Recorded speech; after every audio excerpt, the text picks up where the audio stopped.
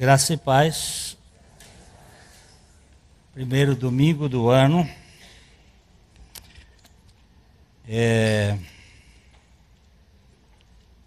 Vamos voltar para João capítulo 15. Perdão, João capítulo 5. João capítulo 5. Versos de 1 até o verso 18. Nós vamos ler outra vez. Lê sempre a palavra de Deus.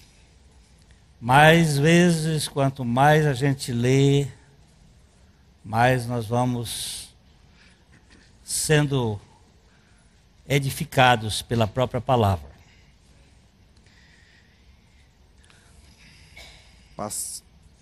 Passadas essas coisas, havia uma festa dos judeus e Jesus subiu para Jerusalém.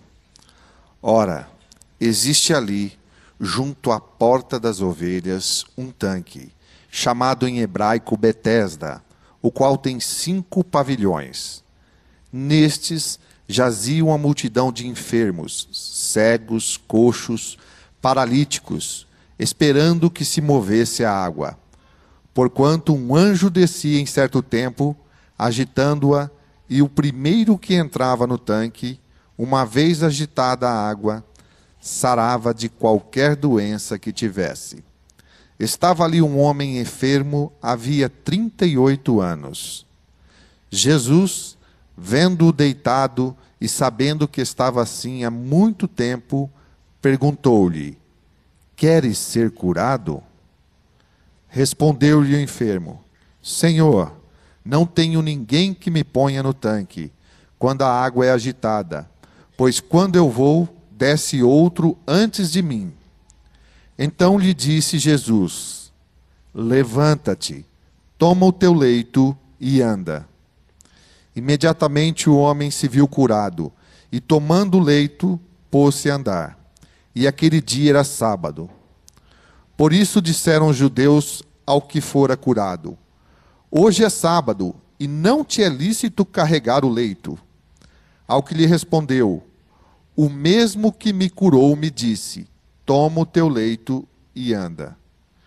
Perguntaram-lhe eles: Quem é o homem que te disse: Toma o teu leito e anda? Mas o que fora curado não sabia quem era, porque Jesus se havia retirado, por haver muita gente naquele lugar. Mais tarde, Jesus o encontrou no templo e lhe disse: Olha, que já estás curado, não peques mais, para que não te suceda coisa pior. O homem retirou-se e disse aos judeus que fora Jesus quem o havia curado. E os judeus perseguiam Jesus, porque fazia estas coisas no sábado. Mas ele lhes disse: Meu Pai trabalha até agora, e eu trabalho também. Por isso, pois, os judeus ainda mais procuravam matá-lo, porque não somente violava o sábado, mas também dizia que Deus era seu próprio Pai, fazendo-se igual a Deus. Pai, nós precisamos de revelação. Os nossos olhos são míopes diante da tua visão espiritual. Nós clamamos a Ti em nome de Jesus, que o Senhor abra os nossos entendimentos, os nossos corações, para que nós vejamos muito além da letra, nós possamos enxergar a pessoa do Teu Filho. Dá a graça de nós sermos curados de nossas enfermidades da nossa alma. Eu clamo a Ti em nome de Jesus. Amém.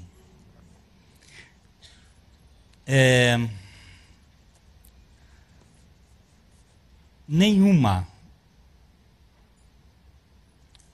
ostra que não tenha sido ferida pode produzir pérola.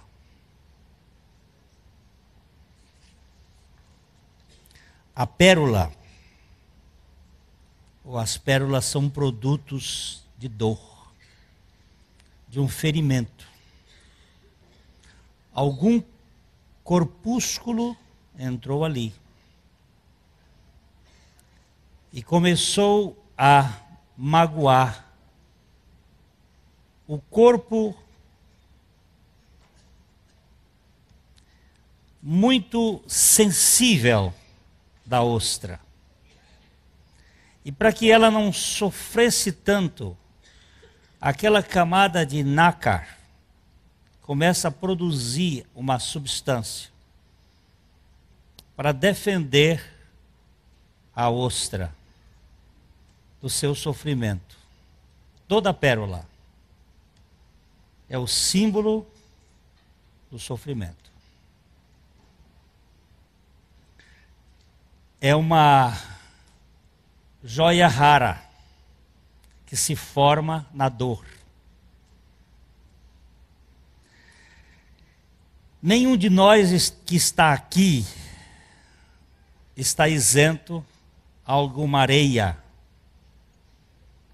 algum corpúsculo, alguma espetadela. Nenhum de nós que está aqui está protegido contra o sofrimento.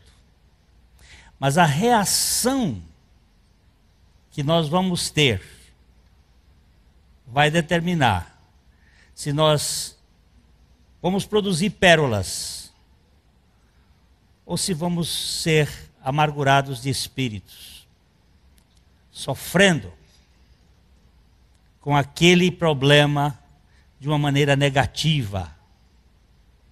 Já contei para vocês daquele velho mestre que pegou o seu aluno e mandou que ele enchesse uma mão de sal e jogasse dentro de um copo, mexesse bem, depois tomasse.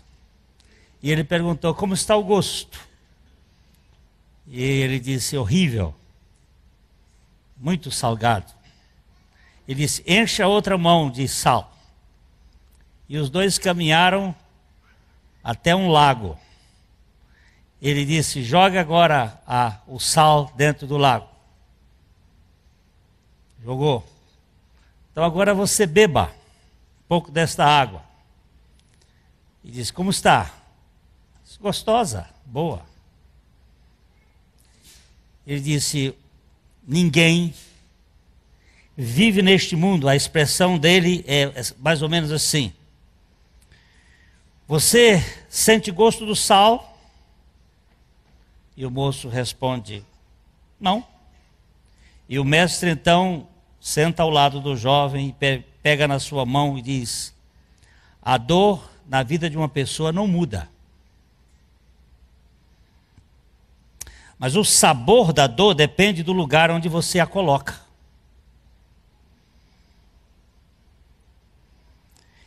Então, quando você sentir a dor, a única coisa que você deve fazer é alargar o sentido das coisas. Deixe de ser um copo e torne-se um lago.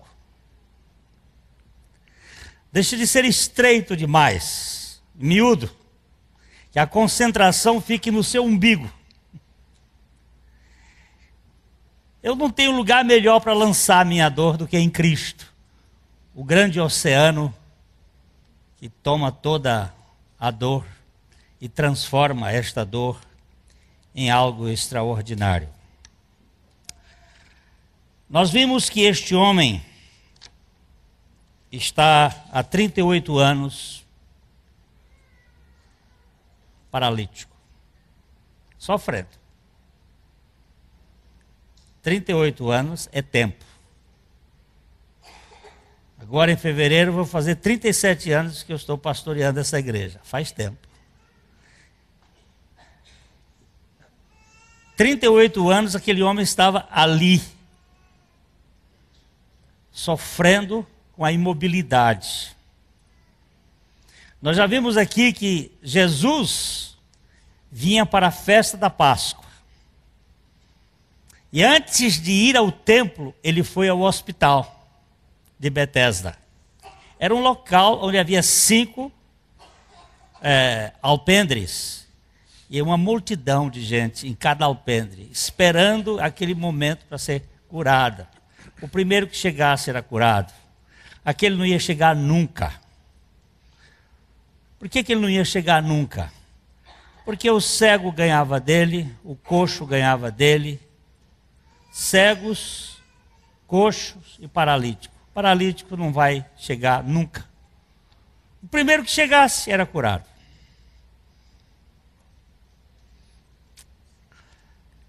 Ele ia ficar ali para sempre.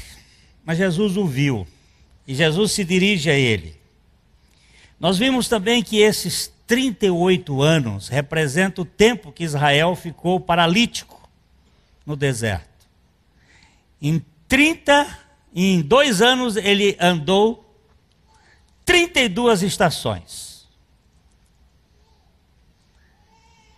Em 38 anos ele só andou 10 estações. Por que ele não entrou na terra prometida imediatamente? Porque ficou paralítico pela incredulidade. A incredulidade imobiliza a gente. Quando uma pessoa é tomada da falta de esperança, ela morre. Viktor Frankl, que foi um judeu que esteve nos campos de concentração na época de Hitler, depois passou a escrever muito sobre a esperança, a elpidoterapia. Ele conseguia viver engolindo o manuscrito dos assuntos que ele fazia, enrolado num papel, com um barbante, quando os guardas vinham, e depois ele puxava. E muita coisa que ele produziu foi por causa da esperança de poder produzir isso no futuro.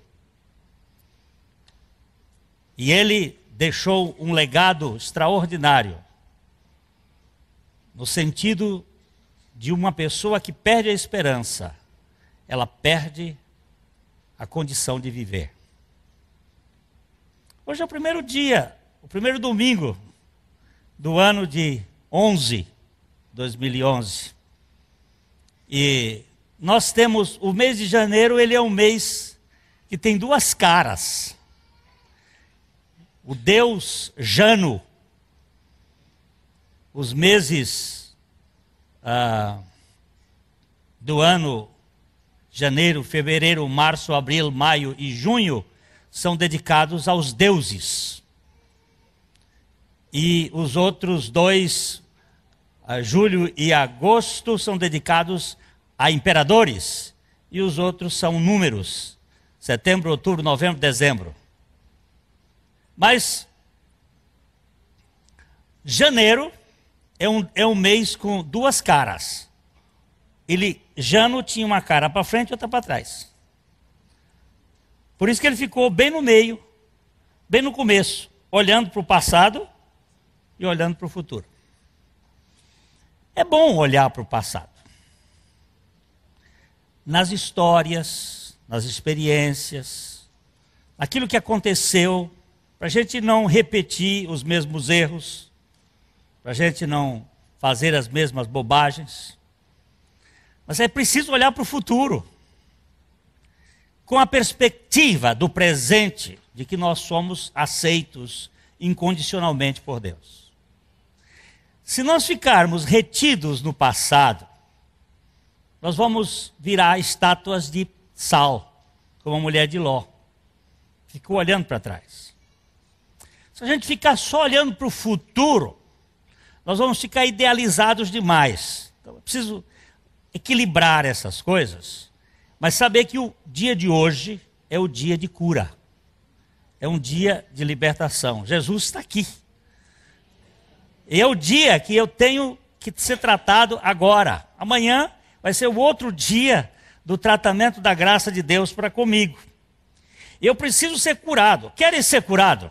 Foi a pergunta de Jesus, nós já vimos aqui, porque muita gente não quer ser curado.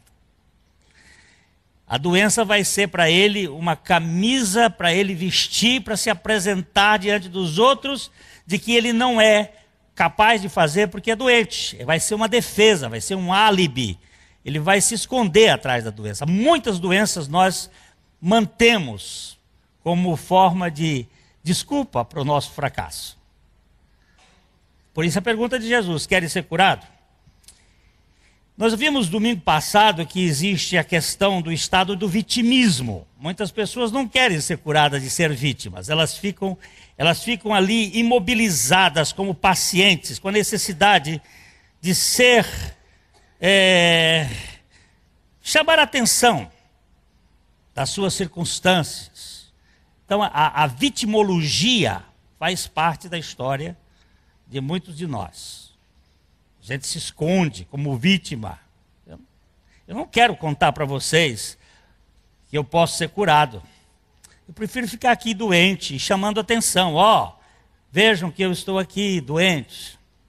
Eu vou ficar escondido aqui. Eu não quero progredir. Nós vimos também que há aquela condição de dependência humana. Ninguém se importa comigo. O cara disse para Jesus: quando eu vou, o outro já foi. É uma dependência do humanismo que leva pessoas a serem murmurantes. A murmuração é uma forma de chamar atenção. A gente gosta de ser especial, aí murmura, chama, mostra. Tem gente que é dedicada em ver defeito, só vê o problema. Eu já contei isso para vocês no passado. Nós estávamos numa classe no Rio de Janeiro, na faculdade antiga UEG, Universidade do Estado da Guanabara. O meu professor de psicologia era Hans Lippmann, foi um aluno de Freud. Ele chegou com uma cartolina na sala, uma cartolina, não sei se vocês se lembram do que é cartolina. Era uma coisa que não existe mais. E ele chegou com a cartolina branca, e no meio da cartolina ele colocou um pontinho preto. E ele disse: o que é isto? E 99% da classe, inclusive eu, nós vimos o pontinho preto. E ele ficou passando: o que é isto? O que é isto? É um cocô de mosca. É um ponto... Todo mundo dizia uma coisinha. Ele disse: não, isso é uma cartolina que tem um ponto preto. Você só está vendo o detalhe, você não está vendo o todo. Tem pessoas que só enxergam a coisa errada que aconteceu. Ontem, a minha esposa foi mexer na hora a gente estava servindo, derrubou uma taça e quebrou. Eu disse: olha, é dito que quando se quebra uma taça, no primeiro dia do ano, é sinal de muita prosperidade. É dito pelos gregos, por isso eles fazem inclusive uma festa de quebra-taças.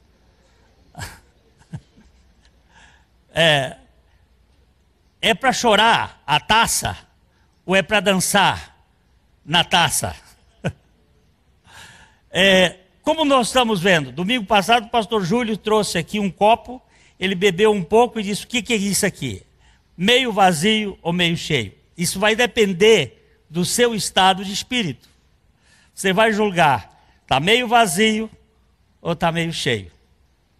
Se você é um negativista, você vai ver sempre as coisas do ponto de vista de chamar atenção, murmurar, mostrar o problema e ficar ali resmungando. É mais comum, assim falando baixinho, é mais comum das mulheres isso. Mas tem muito homem murmurento, que fica naquela goteira ali caindo. O carro não pega. É carro a álcool num dia frio, sem gasolina no reservatório. Fica ali, não pega. É aquela coisa. Vimos também que existe aquela questão da desculpa. Quer ser curado da concentração na sua incapacidade? Nós não somos capazes, mas Deus pode. Nós não podemos, mas Deus pode. Moisés estava diante de um mar vermelho enorme, atrás um exército. E ele diz para Deus assim: o que é que eu faço? Atrás o inimigo, na frente o mar.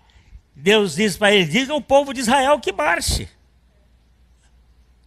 Mas marcha para onde? Para frente. Mas e o mar que está aí na frente? Vamos discutir? Estenda a tua vara e toca nela. Você não tem poder, mas eu tenho. Por que você vai ficar imobilizado? Por que eu vou ficar imobilizado? Eu sei que eu não tenho poder, mas ele tem. Toca a vara. O mar se abriu. Eles passaram. Quanto poder Deus tem? Jesus disse assim: vocês erram, porque vocês não conhecem as Escrituras, nem o poder de Deus. Quanto poder Deus tem? Ah, Ele é todo poderoso. Se Ele é todo poderoso, quanto é que Ele pode? Pronto. Nosso problema foi embora. Se temos um Deus todo-poderoso, e nós podemos confiar nesse Deus todo-poderoso, nós temos uma fé agora todo-poderosa, que pode crer que Ele pode todas as coisas. Querem ser curados? De quê? Da comparação com o êxito dos outros. Aquele lá vai, chega primeiro, e eu vou ficar sempre o último. Por que você está olhando para o outro? Isso é o problema da inveja. Aí nós vimos que os irmãos de José tinham inveja de José. Sabe por que você não está crescendo na vida? Porque você é um invejoso, ou uma invejosa. Fica ali olhando para aquela coisa. O outro está indo, e você com dor de cotovelo. Jesus pode. Ele está olhando para você, Ele foi buscar você. Ele pode fazer a coisa mudar. Por que você ficar imobilizado aí, olhando e dizendo: olha, aquele foi curado, eu não. Ele tem mais fé do que eu. Você fede mais, ele tem fé de menos. Você está podre de inveja, de ressentimentos, de problemas. Quer ser curado de quê? Da incredulidade, do ateísmo prático. A incredulidade é o escudo de todo o pecado, dizia Horácio Bonar. Toda incredulidade é crença em alguma mentira. Incredulidade é crença numa mentira. Se você não crê na palavra de Deus, você vai acreditar nas mentiras do diabo, com certeza. De alguma maneira você vai ficar aí. Jesus chegou para ele: quer ser curado? Ele deu as desculpas dele: ninguém se importa por mim. Quando um outro vai, eu não vou ficar aqui. Jesus disse: levanta, toma o teu leito, anda.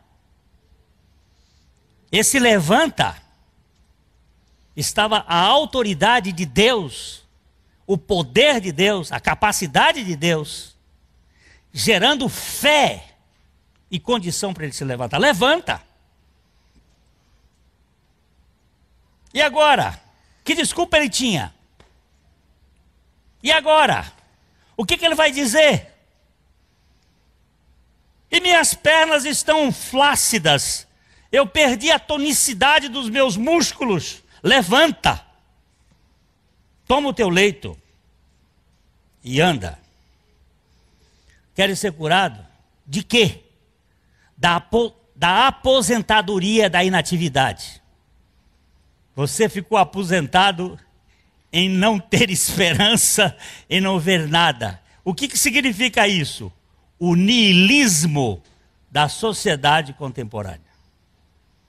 Eu vou ler para vocês uma coisa interessante. Este homem que faz a introdução deste livro aqui é o nosso irmão Charles Colson. Quem é Charles Colson? Ele esteve no Watergate. O que é Watergate? Para a turma mais nova, foi uma crise no governo americano com o presidente Nixon. E Colson, ele era um secretário de Estado americano, ministro no Brasil, secretário de Estado americano. E ele foi envolvido e foi preso. E na cadeia, ele teve uma experiência muito marcante com Cristo. E ele hoje, ele é fundador de uma organização chamada Prison Fellowship, que é para trabalhar com prisioneiros.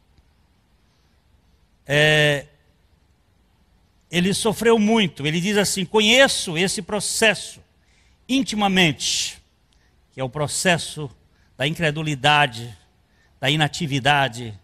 Durante o sofrimento do caso Watergate, fui conversar com meu amigo Tom Phillips. Ele contou que havia, ele usa aqui a expressão, entre aspas, aceitado a Cristo. O que me deixou confuso, eu estava cansado, eu vivia vazio, esgotado com os escândalos e as acusações, mas nenhuma vez eu tinha me visto como um pecador. A política era um negócio sujo e eu era bom nesse negócio sujo. E racionalizava. O que havia feito não era diferente das manobras políticas comuns daquela época. Além disso, certo e errado eram conceitos relativos e minha motivação era para o bem do meu país. Ou pelo menos, era o que eu pensava quando fiz o que fiz. Mas naquela noite, quando saí da casa do Tom e fiquei sozinho dentro do meu carro, meu pecado, não apenas a sujeira política,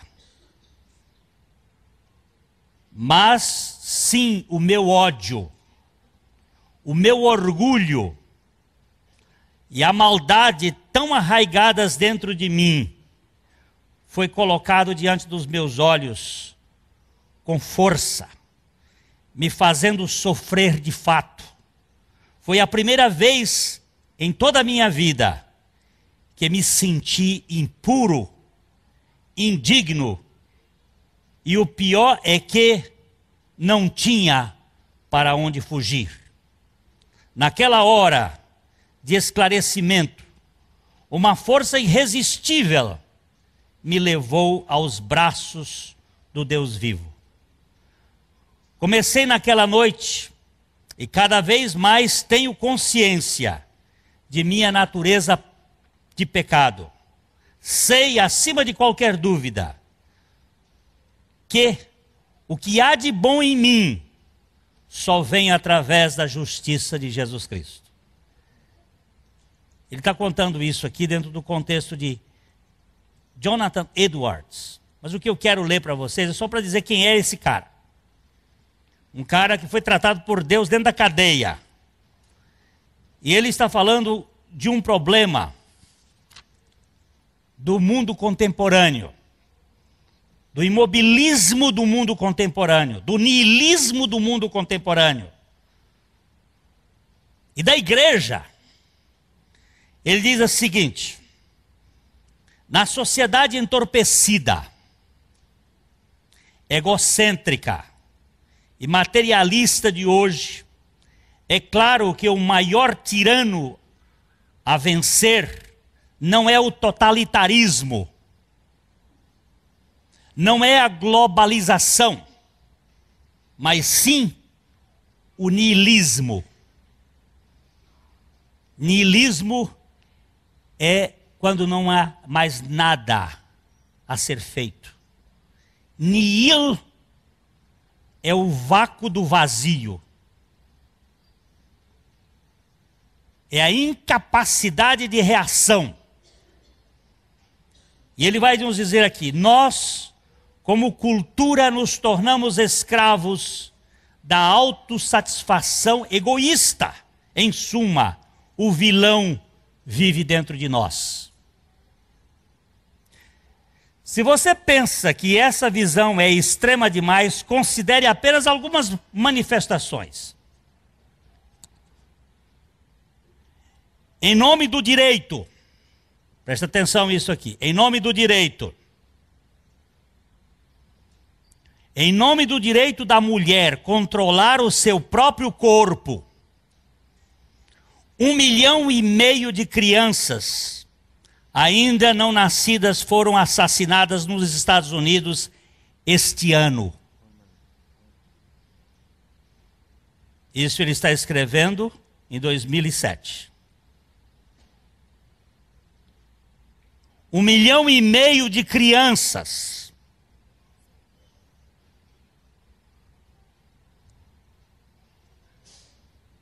Em nome do direito da mulher, ter o direito de fazer com seu corpo.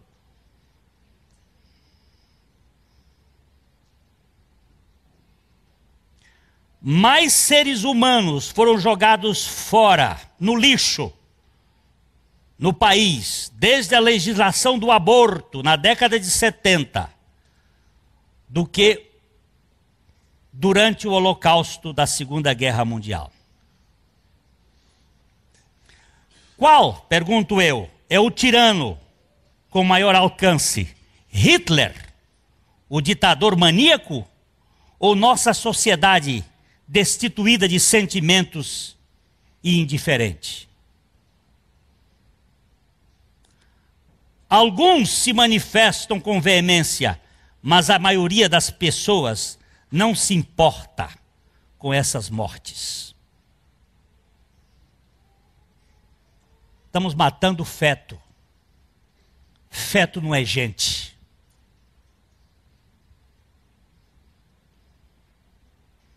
Aquela criancinha que foi jogada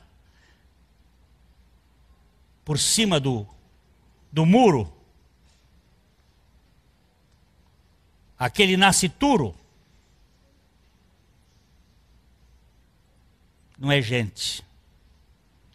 Essa é a indiferença da sociedade que nós estamos falando, do niilismo que nós estamos vivendo.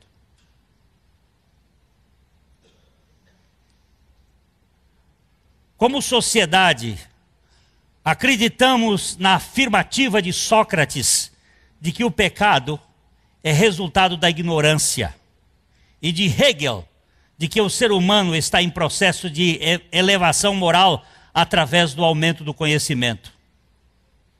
Acabamos com todo o sentimento de responsabilidade individual. O que Sócrates disse? Pecado é ignorância. Hegel disse, nós estamos evoluindo pelo conhecimento e o conhecimento vai nos libertar da ignorância. É isso que você está vendo? É isso? Quanto mais conhecimento, mais desumanidade. Quanta ilusão. Aqui nesta sociedade, com mais instrução e maior progresso tecnológico que já se viu, a taxa de divórcio cresce há décadas. O número de crimes disparou. O abuso infantil existe em toda parte e inúmeras famílias foram destroçadas. Uma cultura destituída de valores alimenta o mais terrível dos tiranos, o niilismo, a imobilidade, a falta de indignação. Nós perdemos a capacidade de nos indignar contra as injustiças. Ferveu a chaleira e a rã não reagiu. Porque foi aquecido devagarzinho, devagarzinho, devagarzinho, até que os seus neurônios fossem incapazes de reagir. Nosso país tem sido abençoado com abundância material sem precedentes. Mas isso produziu um tédio tão generalizado que o uso de drogas se tornou uma epidemia. Um empresário extremamente bem-sucedido me contou que descobriu um campo de investimento maravilhoso e ainda não explorado. Disse que reabilitação para dependentes de droga e álcool é o negócio que mais cresce nos Estados Unidos e o lucro é certo.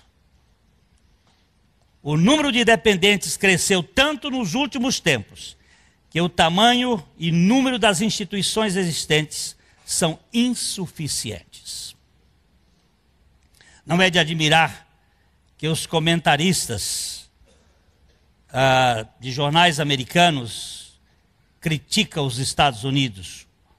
O homem ocidental resolveu abrir mão de si mesmo. Criou seu próprio tédio com a sua riqueza, tendo ensinado a si mesmo a ser imbecil. Poluiu-se e drogou-se até ficar entorpecido e cair por terra. Um velho brontossauro exausto e ferido e, por fim, extinto. O homem virou antediluviano. Inexiste. Que deu o homem da reação. O egocentrismo obsessivo da cultura moderna, o narcisismo, criou uma tirania tão especial. Um artigo da revista Psychology Today citou uma jovem, que estava com os nervos em frangalhos devido às muitas festas que duravam a noite toda, cuja vida era um ciclo sem fim de maconha, bebida e sexo. Na terapia, perguntaram-lhe: por que você não para com tudo isto?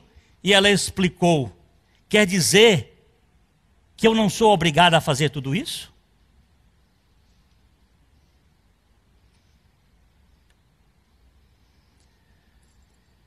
O tirano em uma sociedade hedonista não é o totalitarismo. Muito pior que isso, somos nós mesmos. O que é isso? Isso chama-se apatia.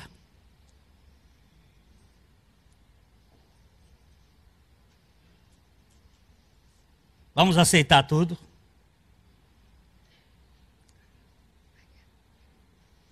Não temos mais força.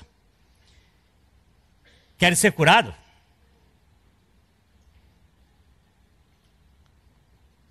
É possível, depois de 38 anos, andar e ir correndo como um maratonista, ganhando a São Silvestre?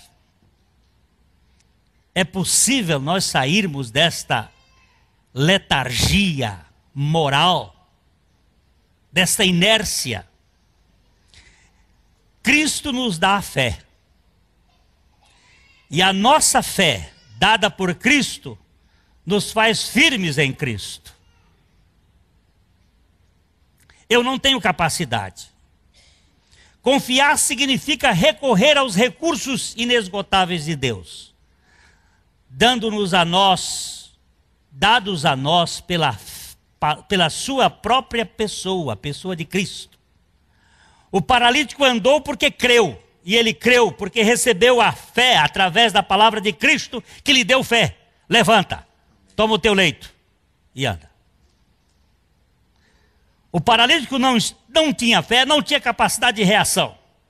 Mas Jesus o enxergou, Jesus veio para perto dele, e Jesus viu a sua impossibilidade, não o criticou, não fez um diagnóstico de impossibilidade, ele simplesmente entrou e interviu na história dizendo: levanta, toma o teu leito e anda. Quer ser curado?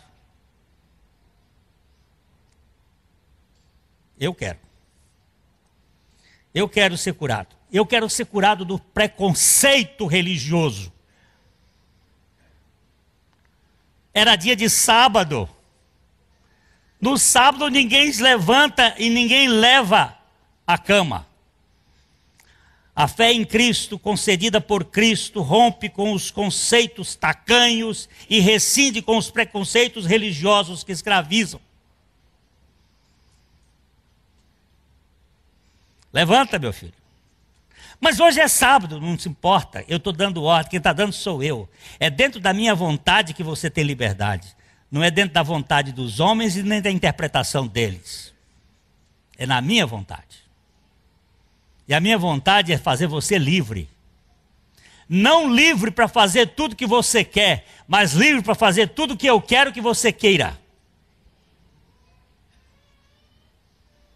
E você vai viver uma vida com muito menos peso nas costas, sabendo que eu sou capaz de levantar você.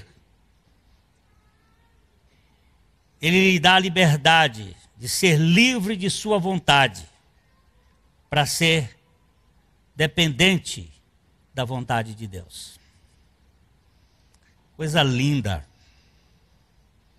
Você poder fazer aquilo que Deus manda que você faça.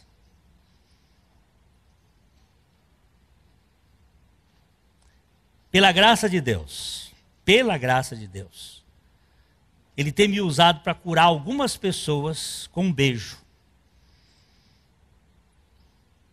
Beijos curadores. Aqui dentro desse templo hoje eu tenho pelo menos uns 4. Um amargurado de espírito que estava sofrendo. Eu desci daqui e fui até ele, dei um abraço e dei um beijo. Um beijo só. Um toque. Toque salvador.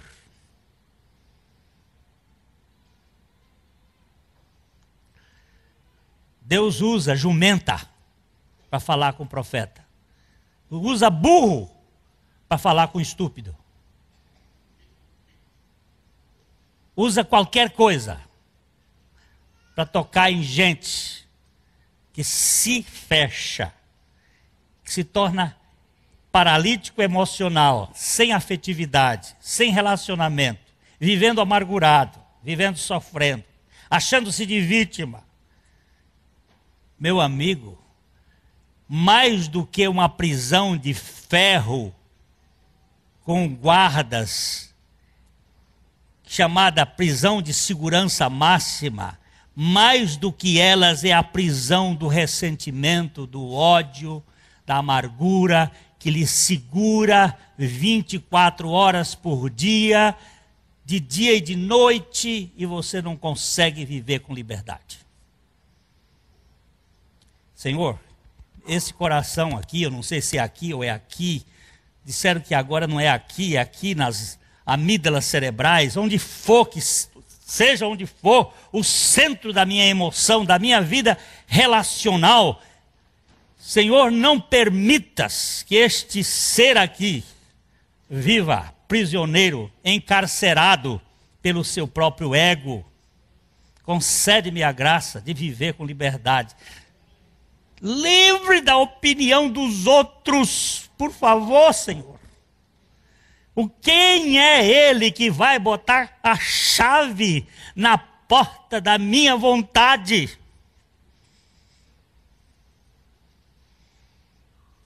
Você sabe como é que se chama isso? Heteronomia. O outro é que é a minha lei. Eu vou fazer porque o outro quer que eu faça. Eu vou tomar essa decisão porque o outro quer que eu tome. Eu vou vestir essa roupa porque o outro quer que eu vista. Eu vou fazer isso porque o outro. Quem é que vai me dar conta lá no céu? Quem é que vai me abrir a porta? É você? Quem é que vai me aceitar lá? É você? Ou foi o Cordeiro de Deus que fez isso? Eu preciso sair dessa cadeia. O Eric estava falando ainda há pouco sobre a liberdade que a gente não tem. Eu estava pensando, ele está certo, mas a coisa é muito mais complexa, porque, sabe, eu não posso pular de alegria, porque eu tenho medo de você me julgar. Eu fico preso pelos seus olhares.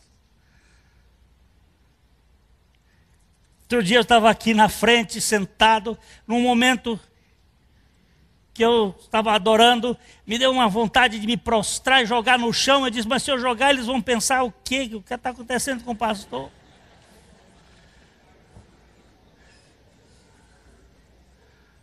Lá no grupinho de Mauá da Serra, onde nós estivemos, foi tão bom. Lá eu não estava olhando, não tinha muita gente para ver. Eu caí lá no chão com o rosto em terra e fui adorar o Senhor. Foi naquele dia que o Senhor me curou. Mas aqui eu estou tão preso com os olhares, afinal de contas, é o pastor. Vai pastar, criatura. Vamos todos nós pastar. Eu me lembro do professor Werner Krauledart, quando os alunos davam trabalho para ele na sala, ele dizia assim, os jovens, por favor, queiram se retirar da sala, o trinco está aberto e o campo verdeja. Era uma forma elegante de mandar o burro pastar. Eu não vou dizer assim, com essa forma elegante do professor Werner, mas eu preciso ser liberto de você, da minha mulher, dos meus filhos, de mim, de toda a cultura engessada, engessadora desse sistema do mundo que tem feito das pessoas robôs, bonecos marinetes, que tem que andar de um jeito. Não, eu quero andar do jeito que Deus quer que eu ande. Eu quero ser liberto, gente. Quero ser liberto? Quero.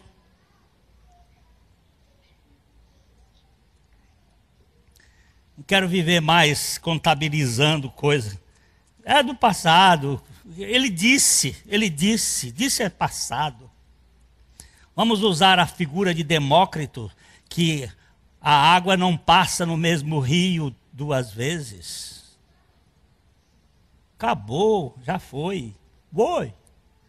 Passou. Estamos livres. A sua opinião não é a opinião de Deus. A opinião de Deus é assim: eu te amei com amor eterno. Com amorável benignidade eu te atraí. Você é meu. Das minhas mãos ninguém tira. Isso é a opinião de Deus. E a sua? Mas você, Glênio, é um moleque. Tá bom. Mas eu sou um moleque amado pelo Deus eterno. Hã? Somos como? Mical. Ele está citando o texto de Davi, quando Davi vinha pulando, alegre com a arca, e ele tinha feito uma coisa que não era para fazer, mas ele vestiu a roupa sacerdotal e não botou cueca. E ele vinha pulando, e quando ele pulava, aquele camisão sacerdotal subia, e o pejo aparecia. E a mulher dele ficou em cima da janela, olhando, vendo Davi pulando, tão alegre, tão satisfeito. A Mical olhou e fez um desprezo. E disse, que vergonha para o rei, mostrando as suas partes íntimas às suas servas. Ele disse, eu estava adorando a Deus.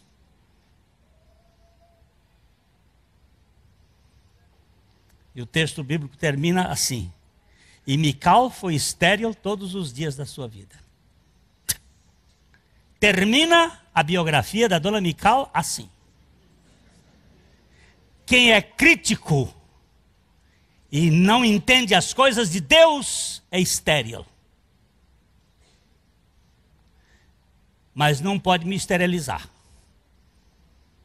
Eu não faço parte de nenhum sistema de guru.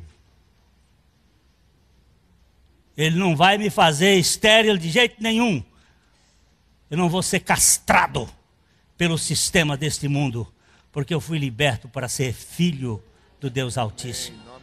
Essa igreja precisa ganhar a dimensão da libertação de Cristo Jesus e não ser paralítica. Paralítico de emoção, paralítico de afetos. Olha, tô deitando e rolando. A fé, uma fé mais forte do que as emoções. Jonathan Edwards. Um homem que ao pregar a graça no século XVII, foi defenestrado até da sua própria igreja. A igreja o excluiu e mandou para fora. Com 7 filhos pequenos. E ele foi trabalhar com os índios. E foi lá, quando ele estava trabalhando com os índios, que ele escreveu esse grande clássico, discernindo a essência da verdadeira espiritualidade, os afetos da vida espiritual. Amor, ódio. Eu tenho que ter amor e tenho que ter ódio. Amor para Deus e ódio para o pecado. Sabe por quê? Senão vai virar um niilismo. Vai virar um negócio assim, um pardacento, tudo é igual. Não, o pecado ofende meu Deus, a quem eu amo. Eu cuspo na cara do pecado. Eu preciso ganhar essa dimensão. Que aquilo que é válido eternamente, e aquilo que não é válido eternamente. O mundo muda, mas Deus não. E as relações com Deus são relações afetivas. Esse homem era tão impressionante. Ele morreu com 55 anos.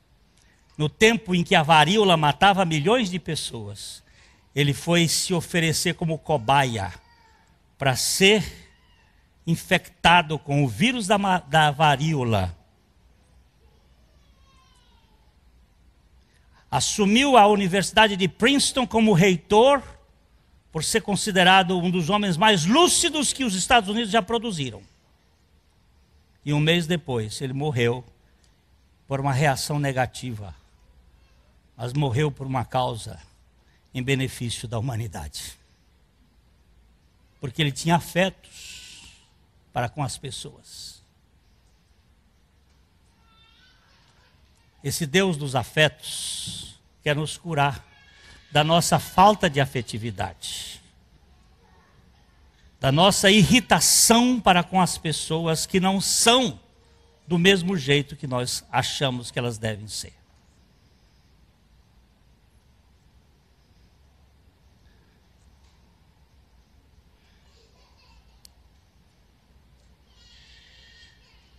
Eu fiquei muito impactado com o Cláudio. Ele no meio do shopping cheio, ele tem problemas com relacionamento sexual.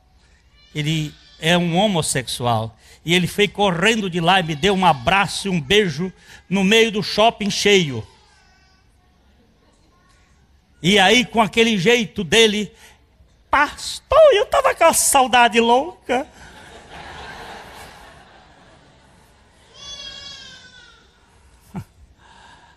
Mas o Cláudio, meu irmão, eu não posso ficar com vergonha de você, ficar comigo.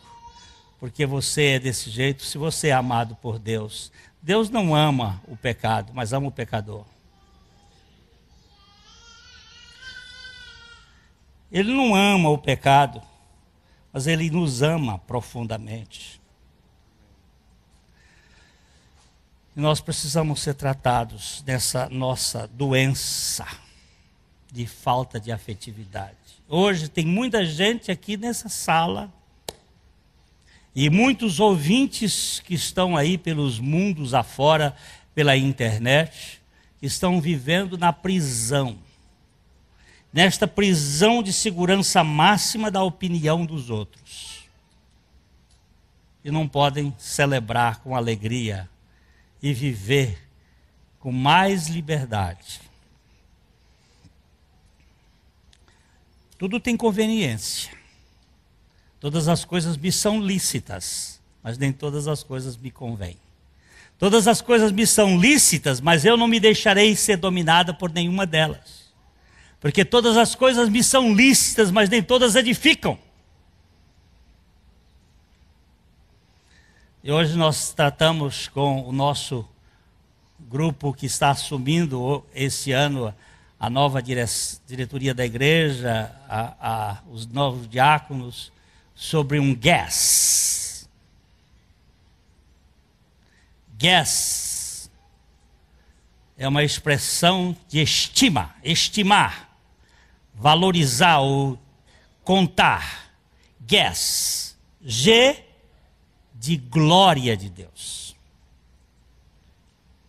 Tudo que eu tiver que fazer tem que ser nesse sentido. Eu vou tocar na minha irmã aqui agora. Ela é carente. Mas esse toque é para a glória de Deus. Tem que ser. Senão não serve. O U é da unidade do corpo de Cristo na face da terra. Eu não posso produzir, mas o Espírito Santo produz. E eu tenho que ser parte da solução e não parte do problema.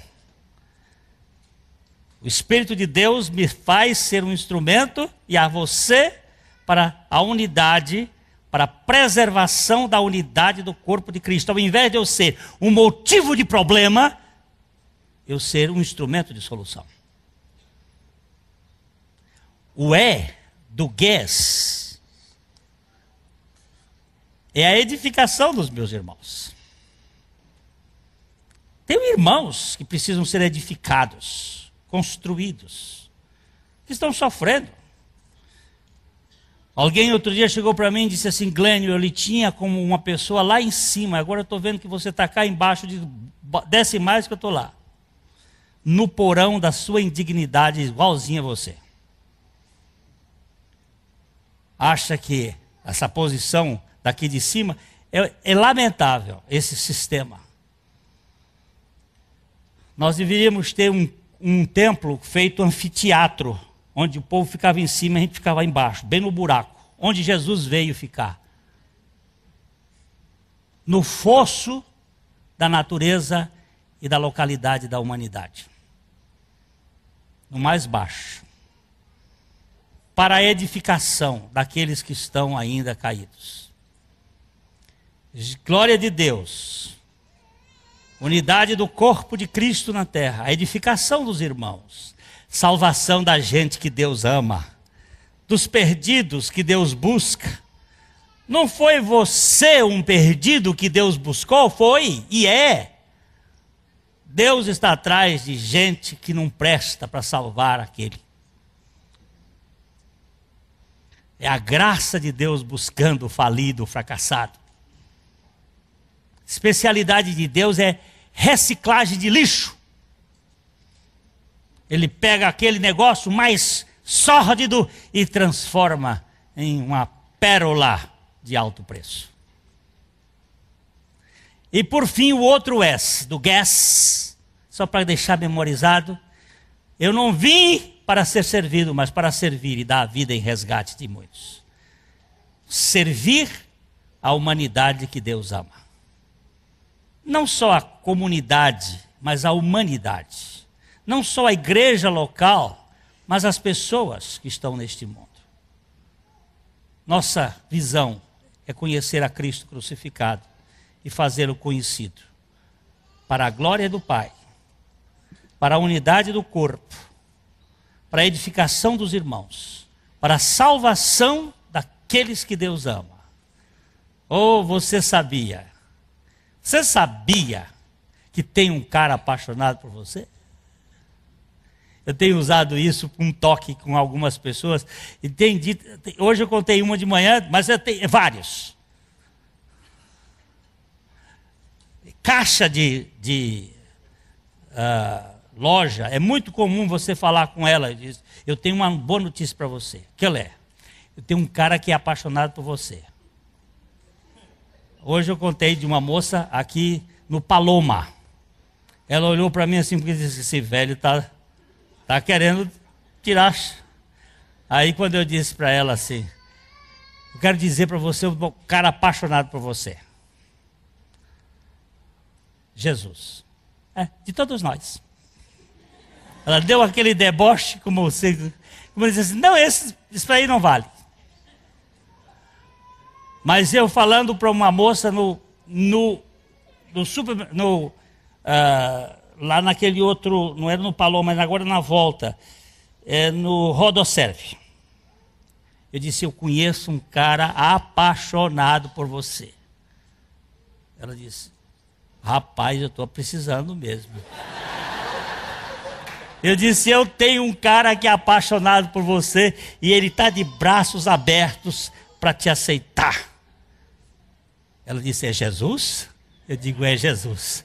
Ela disse, eu já recebi ele também. Eu digo, você já conheceu a fúria do amor dele? Ela disse, eu estou aprendendo. Eu digo, ele te ama, criatura. Ele te ama. E ele te fez morrer naquela cruz. E é tão interessante as reações, quando você fala com um e com o outro. Cada reação. Você tem uma missão. A partir desse mês, de ser uma testemunha desse amor para outras pessoas. Amém. Você tem chance. Na fila do ônibus, do banco. Não fale de religião, mas fale de uma pessoa. Não fale de sistema, mas fale de alguém que cura as feridas da alma, que sara, que nos dá esperança, que nos traz para um caminho. Queres ser curado, meu irmãozinho? Há uma infinidade de paralíticos emocionais povoando os pavilhões da existência. A pergunta é pertinente e incisiva. Não me venha com chorumelas. Tu queres mesmo ser curado? Queres? Vou perguntar. Queres ser curado? Sim. Levanta. Toma o teu leito. E anda. Mas é sábado. Levanta. Não há mais sábado maior do que o descanso do Senhor. É dentro da vontade dEle. Anda pela fé que Ele mesmo dá a você. Anda confiado naquele Senhor que ali na cruz abriu os seus braços para nunca mais fechá-los enquanto você não fosse incluído nele e recebido por Ele de braços abertos. A mensagem que você acabou de assistir faz parte do Ministério de Comunicação Palavra da Cruz. Temos um grande acervo de estudos bíblicos em áudio e vídeo. Distribuímos também, gratuitamente, o jornal mensal Palavra da Cruz. Entre em contato conosco pelo fone fax 0 operadora 43 3322 3037 ou pelo e-mail com@palavradacruz.com.br. Visite-nos também pelo site www.palavradacruz.com.br. Graça e paz.